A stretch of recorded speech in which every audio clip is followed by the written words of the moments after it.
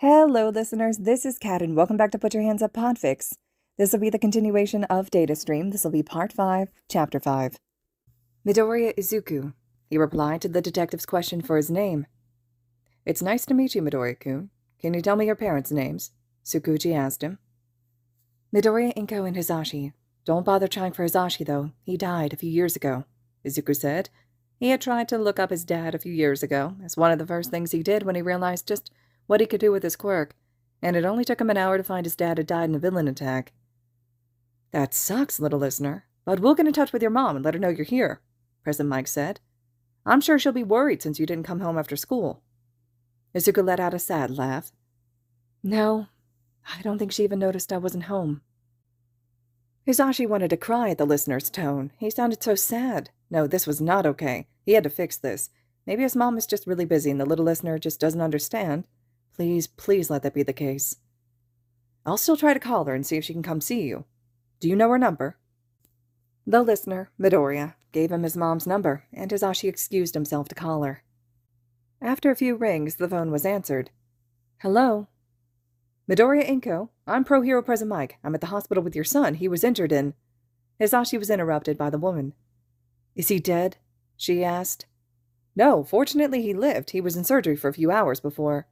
If he's not dead, then I don't care. Call back if he dies. And with that, she hung up on him. What? Did she really just...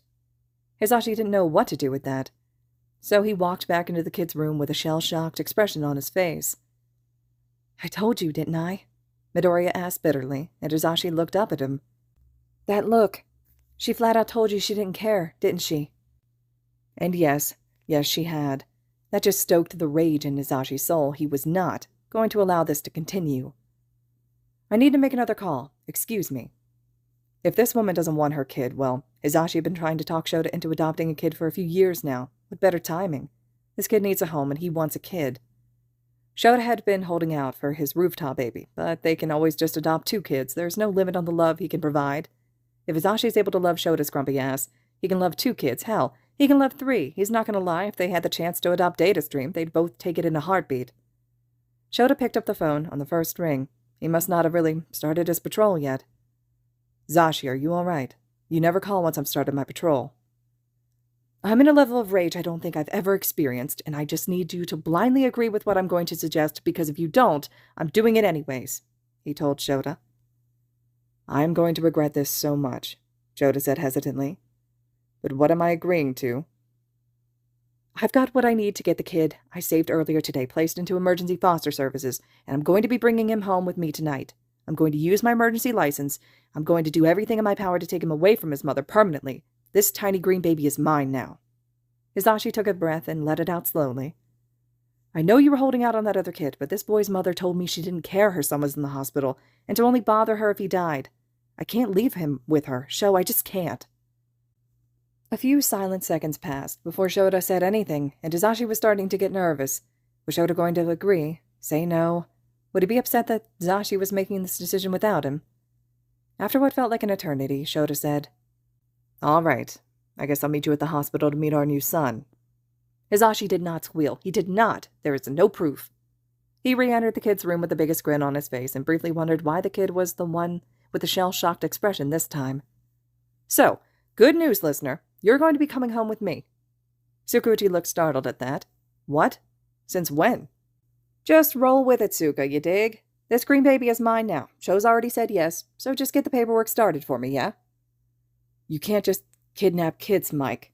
Tsuka started, but was cut off by the kid asking one of the most heartbreaking questions ever. You really want me?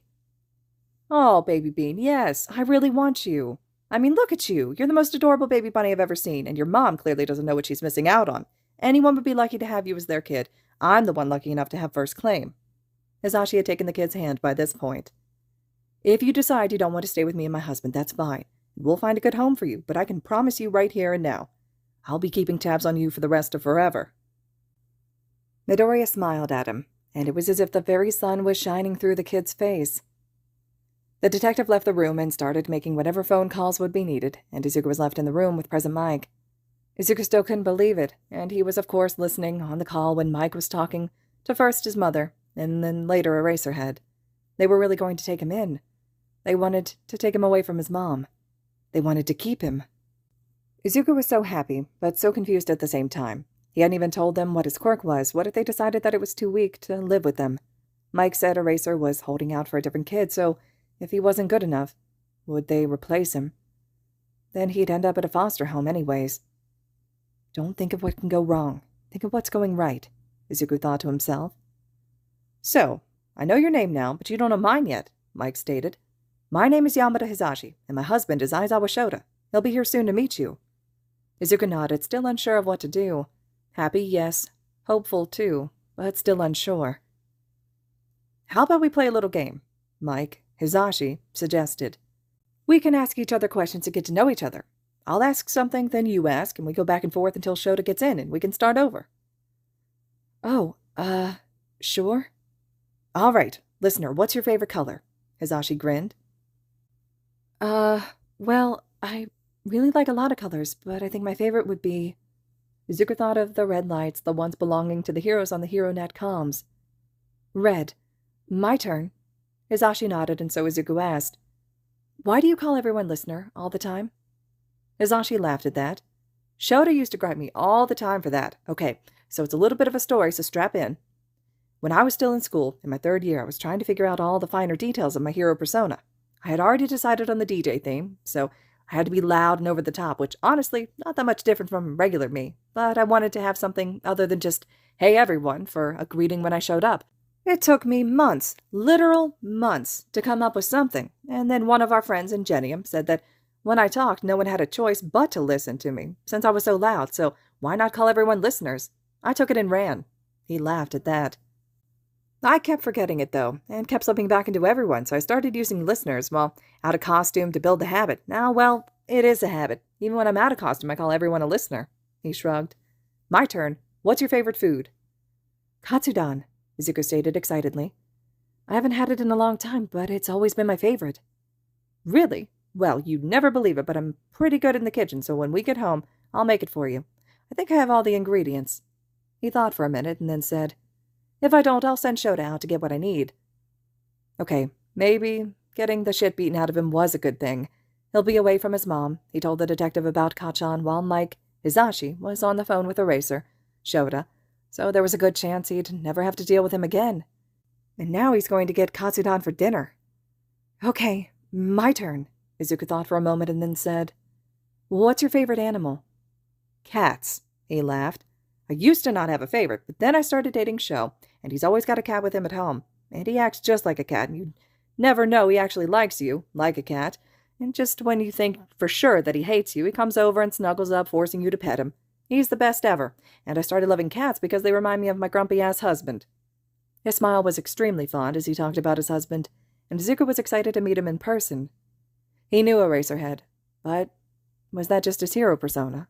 Maybe he was different in his normal life, if this cat man Hisashi is talking about is anything to go on. Little listener, what's your favorite animal? Hisashi asked. I haven't really been around all that many, but I do like cats too. They're cute, and there are so many cute cat videos out there. I bet you and Shouta will have a lot of cuddle sessions with cat videos, Hisashi predicted.